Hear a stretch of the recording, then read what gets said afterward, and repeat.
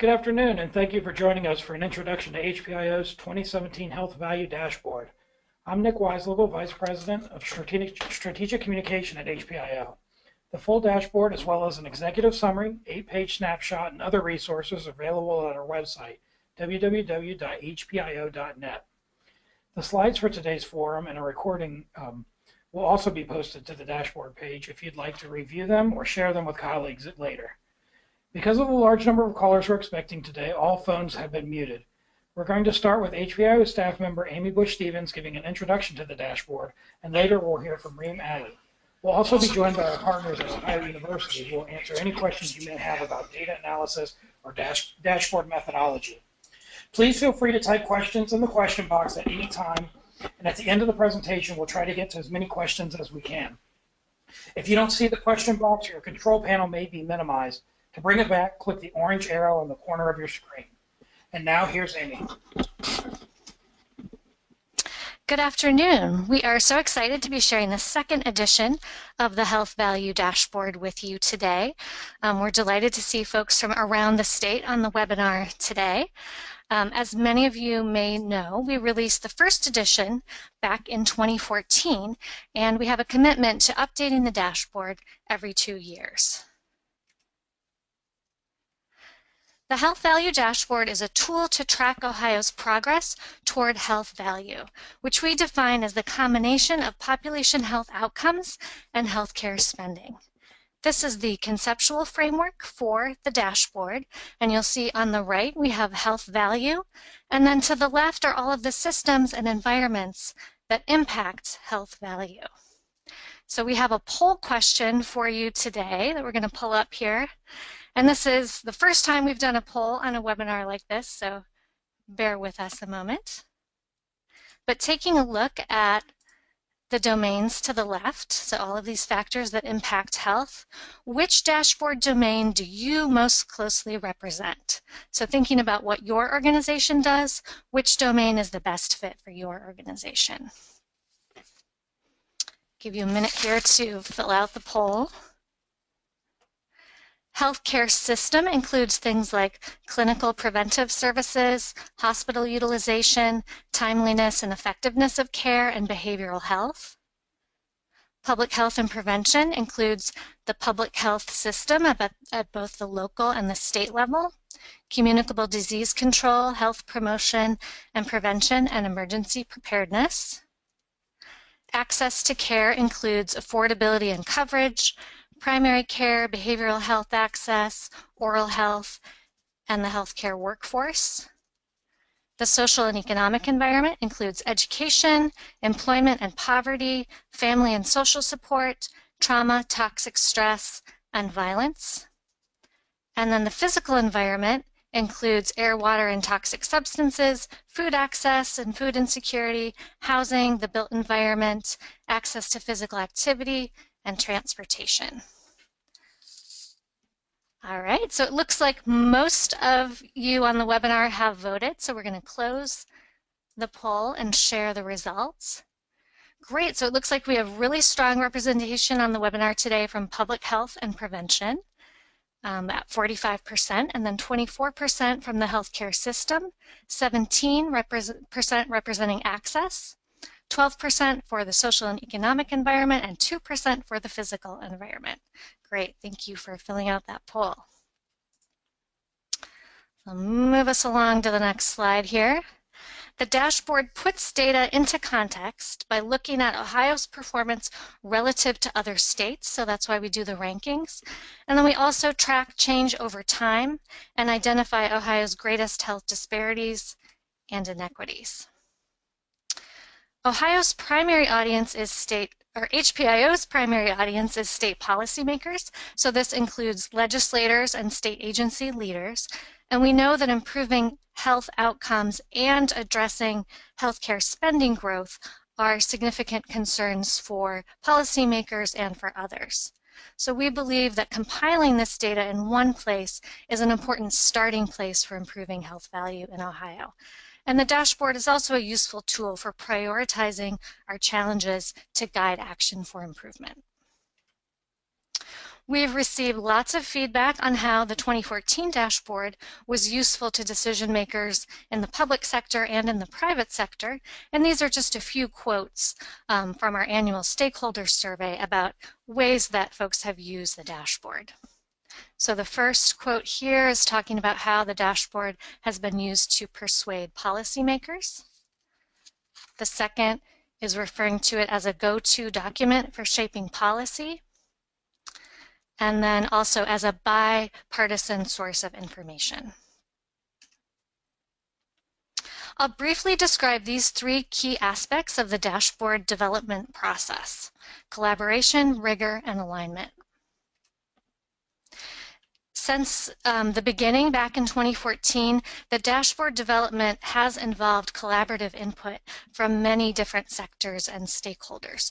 So we have the group shown here are representatives from our Health Measurement Advisory Group, which is made up of almost 100 different participants who contributed and gave us feedback on metric selection and layout and design and messaging and methodology and various aspects of the dashboard throughout the development. So we thank everyone who's participated in this group.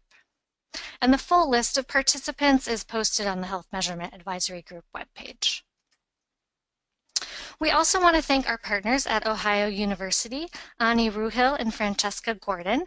These two researchers did a great job of ensuring the quality of the data and the rigor of the rankings and the analysis. And finally, regarding alignment, the dashboard builds upon existing national rankings and scorecards, such as the ones listed here, as well as various Ohio initiatives. And you can see from this slide that there are many other rankings and scorecards out there. So you may wonder, why do we need another ranking report? Well, the dashboard, the Health Value Dashboard, is different. There are three important ways that it's unique. First is that we have a strong focus on healthcare spending, much more so than other rankings that are out there. It also has a very comprehensive set of metrics that includes the physical environment and social and economic environment and public health.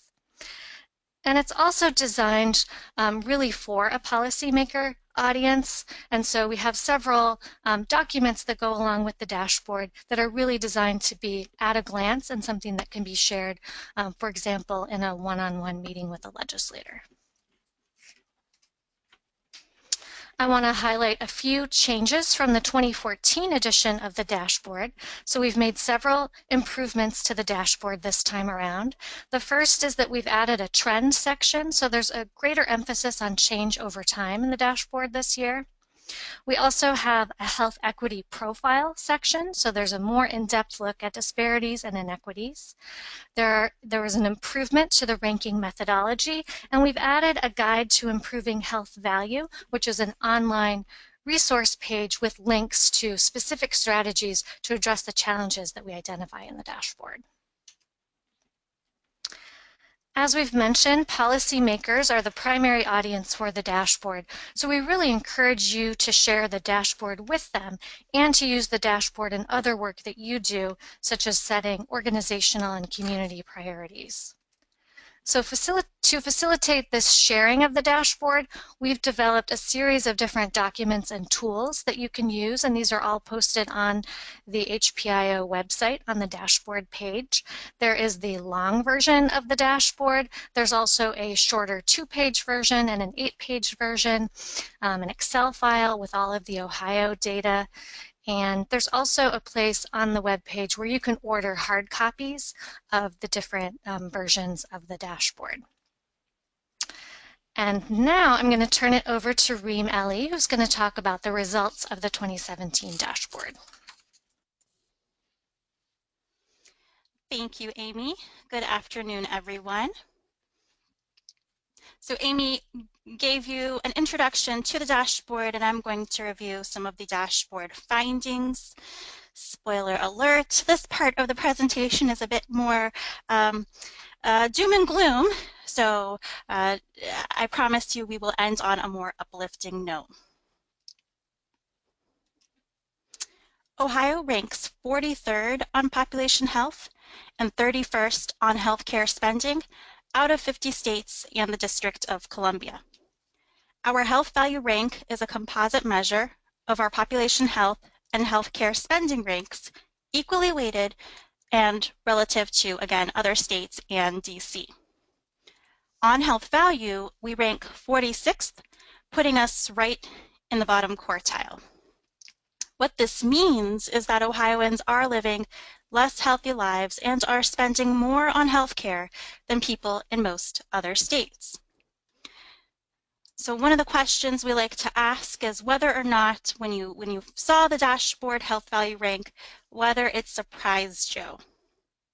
So another quick poll for you all. And again, when we're talking about health value rank, that is a composite measure of the population health metrics. So all the metrics that we included within the population health domain, and the healthcare spending metrics. So all of the metrics that we included in the healthcare spending domain equally weighted with one another. I see the votes coming in. I see kind of a landslide going on here, so we'll see what the end results are. All right, it looks like most folks have voted, so I'm going to go ahead and close out the poll in just a few seconds.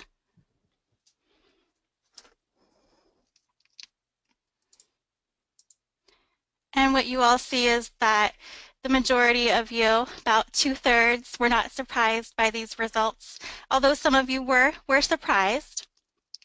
And what we've found, really, is that when we look at other scorecards, this should really not be a surprise because Ohio, in other national scorecards and rankings, does lag behind other states, particularly on performance around health outcomes. We seem to be in the bottom quartile or in that third quartile, so not doing well. I am sure you're all wondering why it is that Ohio performs so poorly, and the truth is that the answer is complicated. What the health value dashboard shows us is that Ohio performs well on access to care, but poorly on population health. What this indicates is that access to health care is necessary. In fact, it's critical if you are sick, if you're injured or have a chronic condition, but good performance on access to care alone is just not sufficient to improving our overall health. In addition, the dashboard indicates that Ohio continues to perform poorly on the other factors that impact health value, and these are outlined here on your screen. Research estimates that of the modifiable factors that influence our overall health outcomes, 80% is attributed to non-clinical factors. So these are things like our social and economic environment, physical environment, and health behaviors. And only 20% is attributed to clinical care, which includes access to care and healthcare system performance. As you look at this pie, what you'll see is that we are just not doing well in many of these areas. When we look at how other states rank, we begin to see some very interesting regional patterns. You'll see the state rankings map for healthcare spending, and here remember that green indicates states with good performance or low healthcare spending, and red indicates states with high healthcare spending, or those in the bottom quartile. I'll give you a second to take a look at this map and see if you can if there are any patterns that are visible to you. What you may have seen is that the map shows states in the south having lower healthcare spending and states in the north with higher healthcare spending. This clear demarcation is not something that we saw in the first iteration of the dashboard, and is definitely a pattern that we'll want to explore more as we do continued analysis of our dashboard findings. Here you see the map of population health rank, and again, states in the green have the best population health outcomes, and states in the red have the worst population health outcomes. With population health rank, we again see a pattern. Primarily the Appalachian region, or that Rust Belt region, and parts of the South tend to have the worst population health outcomes. States with good population health outcomes are a bit more scattered across the U.S. Now moving on to our health value rank map. Again, green indicates good performance on health value, so both good population health outcomes and low healthcare spending is what we really want to see, and then red indicates a poor performance on health value.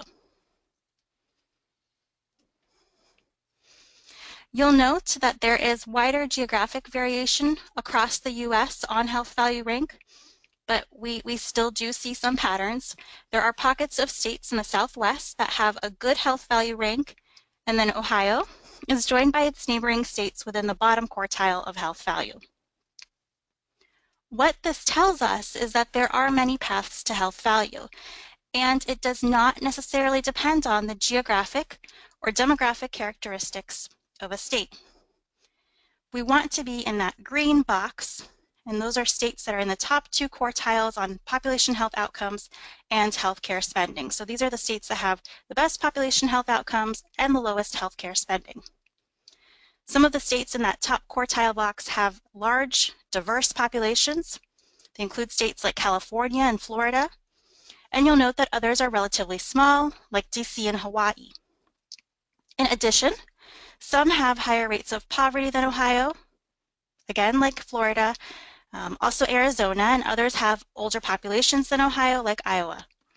We did do a correlation analysis to see the impact of age and poverty, looking both at child and adult poverty on health value rank and percent of the population over age 65, and found that there was a relatively weak correlation between these measures and health value rank.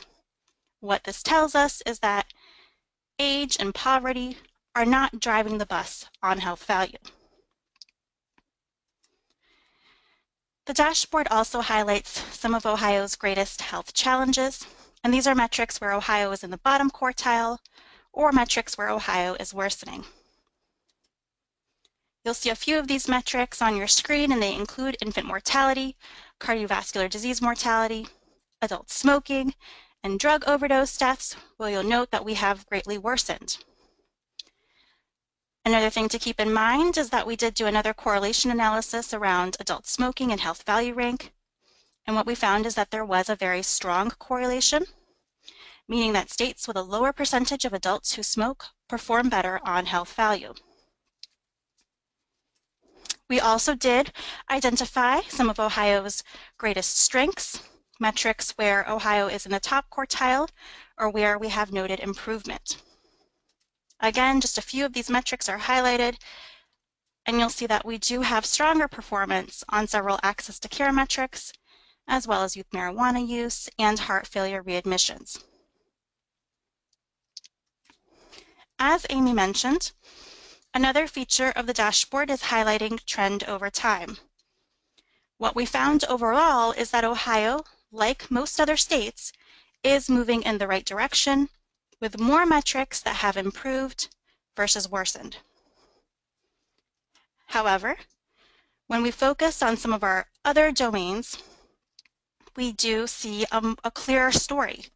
Ohio saw net improvement across access to care, healthcare system, the social and economic environment, and physical environment, but we saw a net worsening on population health and public health and prevention metrics. To put this into greater context, Ohio was one of only 8 states in the nation that did not improve on population health metrics.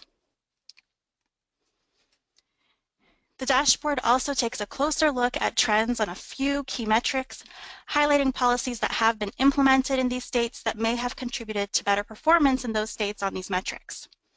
You'll note that throughout the dashboard, there is a section that has these closer looks on trend, and then the policy spotlight box at the bottom that identifies some of the policies implemented in these states that may have impacted their performance.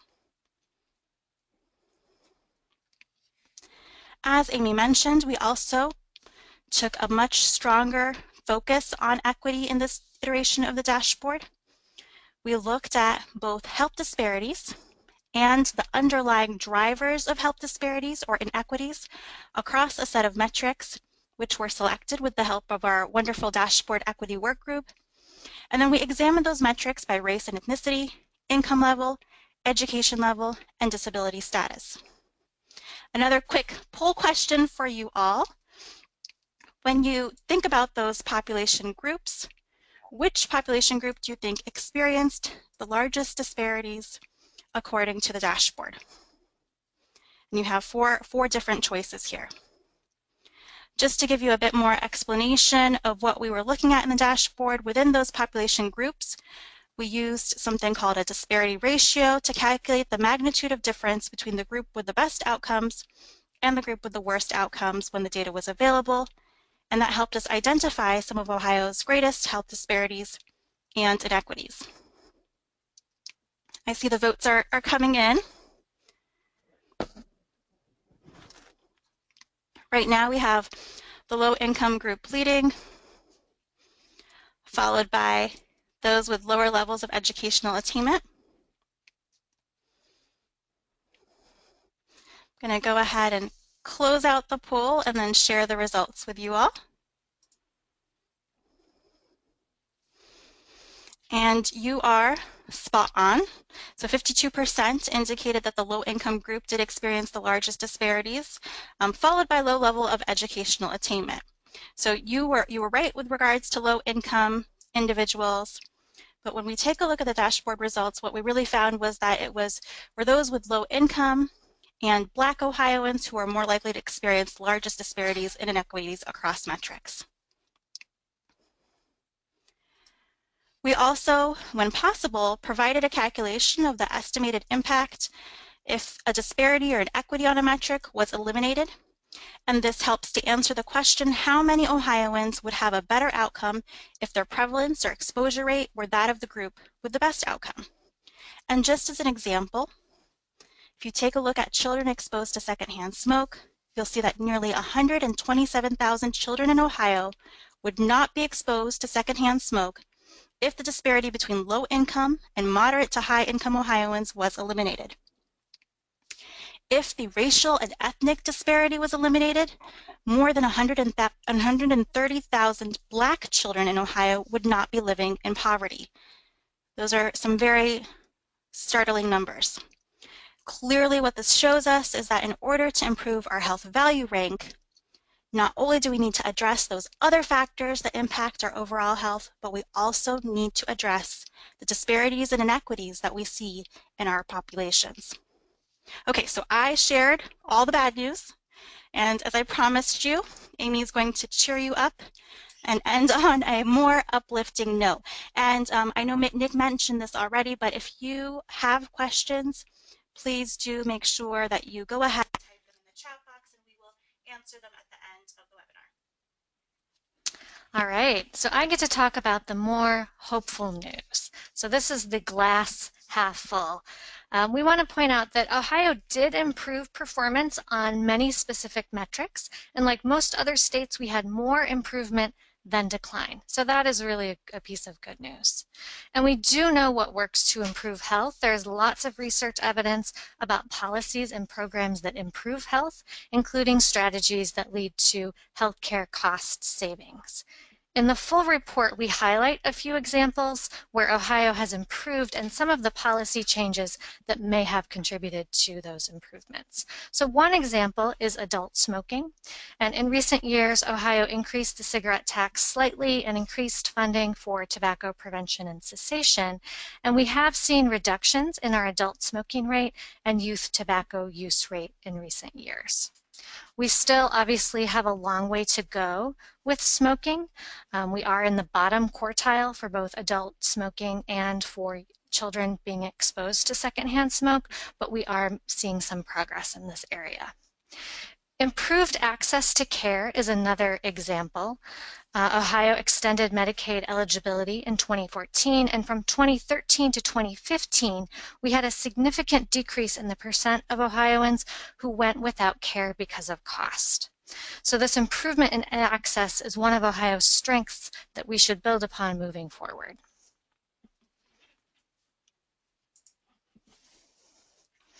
There is a great deal of research about what works to improve health. Many evidence-informed strategies are already being implemented in Ohio, and I'm sure that many folks on the webinar today are involved in that work. But we think that more can be done to ensure that the most effective policies and programs are really being deployed at the scale needed to improve health value. And we encourage you to check out our Guide to Improving Health Value resource page, which has several tools to identify evidence-informed and cost-effective strategies, including some fact sheets and other publications that are shown here. And we wanted to see what type of approaches were most likely to improve health in Ohio. So we looked at which domains were most strongly correlated with population health rank. And we found that the social and economic environment domain and the public health and prevention domains were the strongest drivers. So for this reason, we think it makes sense to focus on the areas that are shown on this slide here. So improving the social and economic environment involves things like increasing income, labor force participation, and access to stable housing. And strategy examples include vocational training and low-income housing tax credits. The second area here, strengthening Ohio's commitment to public health and prevention, involves promoting healthy behaviors and supporting healthy community conditions through strategies such as increasing cigarette taxes, fruit and vegetable incentive programs, and complete streets policies to promote physical activity.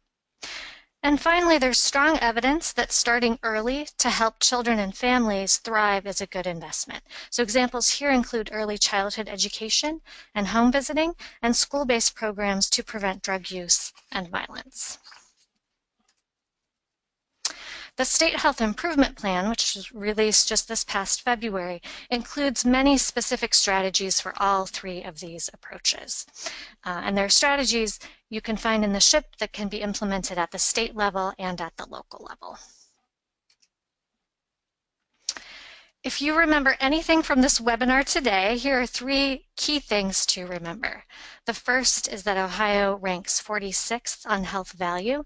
So this means that Ohioans are living less healthy lives and spending more on health care than people in most other states. The second is that Ohio performs relatively well on access to care, but poorly on overall health. This indicates that access to care is necessary but not sufficient to improve overall population health outcomes. And access is a strength that we should build upon, but we also need to improve our performance and all of these other factors that shape health value. And finally, the good news is that improvement is possible. We know what works to improve health behaviors and support healthy communities. Many other states have improved. We've seen some improvement in Ohio, and we encourage you to check out our Guide to Improving Health Value resource page to find information on effective strategies. If this webinar really piqued your interest in the dashboard and you would like to learn more about it, we encourage you to check out these resources on the HPIO website. And if you would like to dig even deeper and discuss the dashboard findings with others in your area of the state, we encourage you to join us for a series of regional forums that we're hosting in May. And these are sponsored by the Ohio Commission on Minority Health and County Health Rankings and Roadmaps. And in these forums, we'll be going more in depth with some of the dashboard data, particularly around disparities and inequities, and really putting a spotlight on strategies and approaches to decrease disparities and eliminate inequities. And you can find out more about those events and register for them on the HPIO events page. All right, so we're going to transition to questions, but before we do that, we have one last poll question for you. So how do you think the dashboard will be most useful for you and your organization? We hope that you find the dashboard to be useful in many ways, many of the ways listed here, but please check the one that is most applicable for your organization. And that last option there that talks about population health planning, we're referring there to things like community health assessments and community health needs assessments and improvement plans and implementation plans that are conducted by local health departments and hospitals and other community partners. And once you have completed the poll, you can go ahead and type in questions in the chat box. We're going to take questions in just a few minutes here. I think we've probably already received some questions, but we would be happy to take more.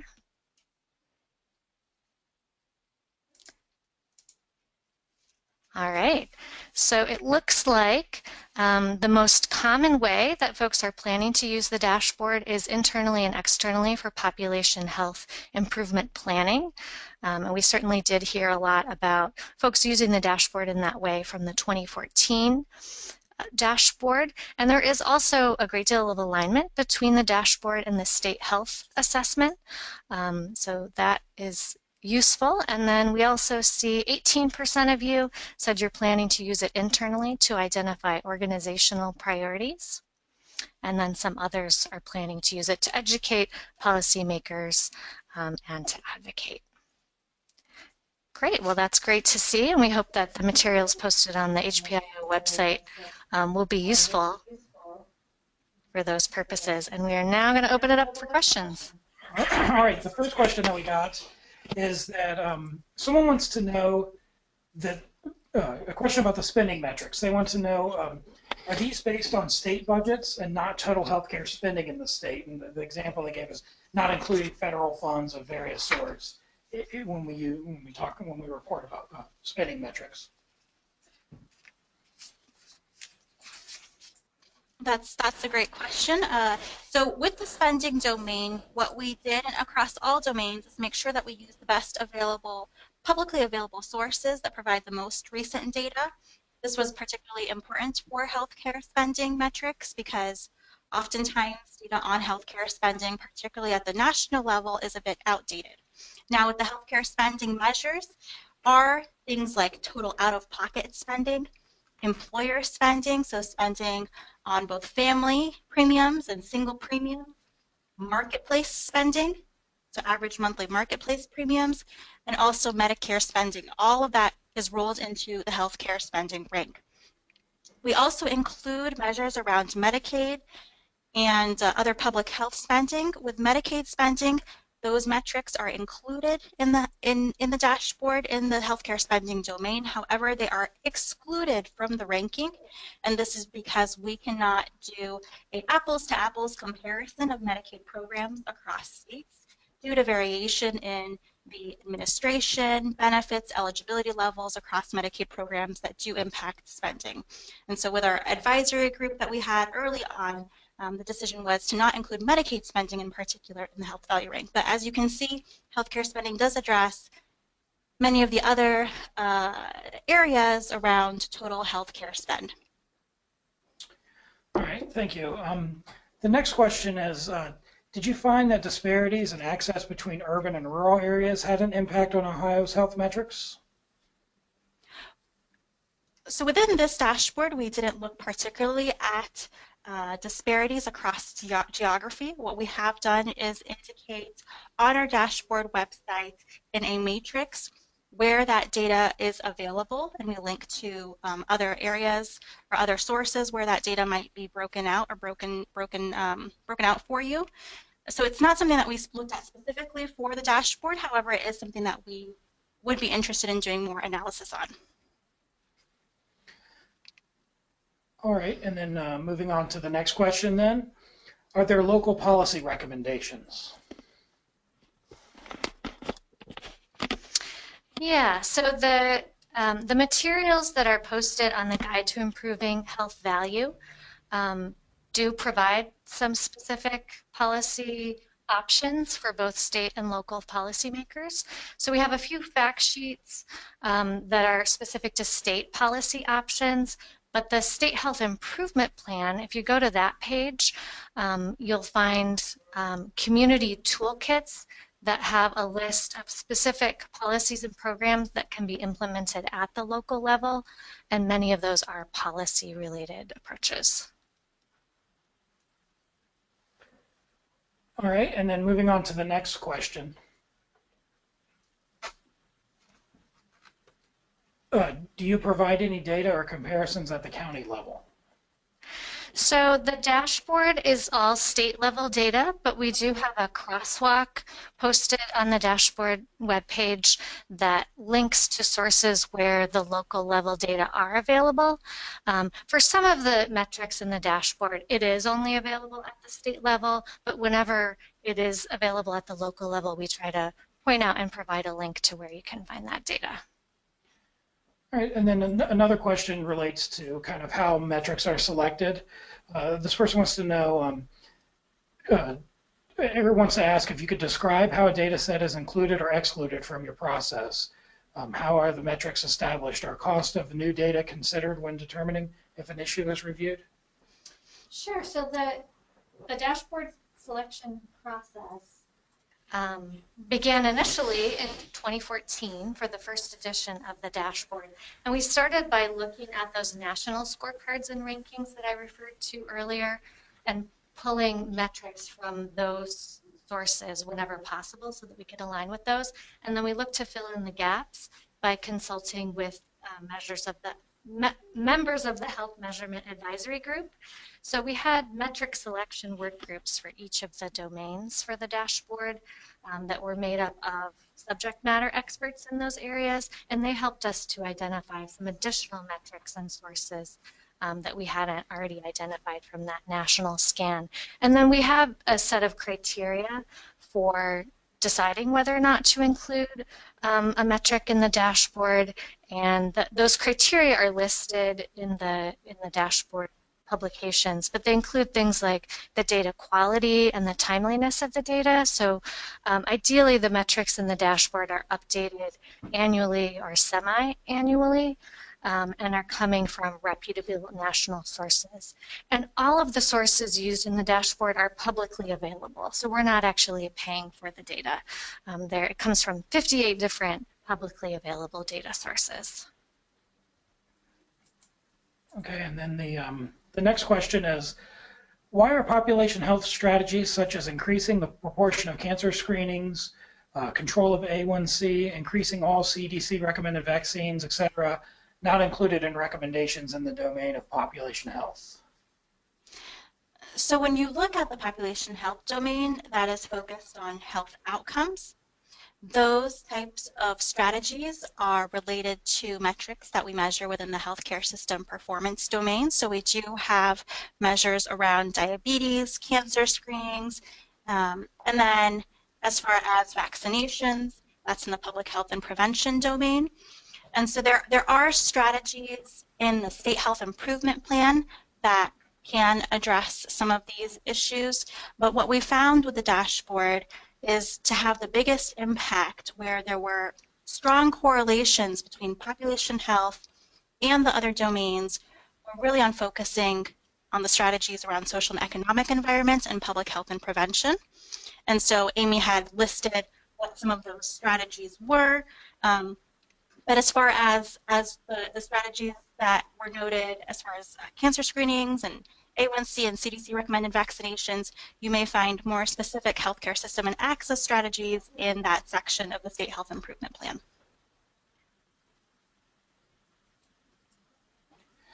That is all the questions we have right now. So if anybody wants to quickly type in a question, we'll be happy to answer it.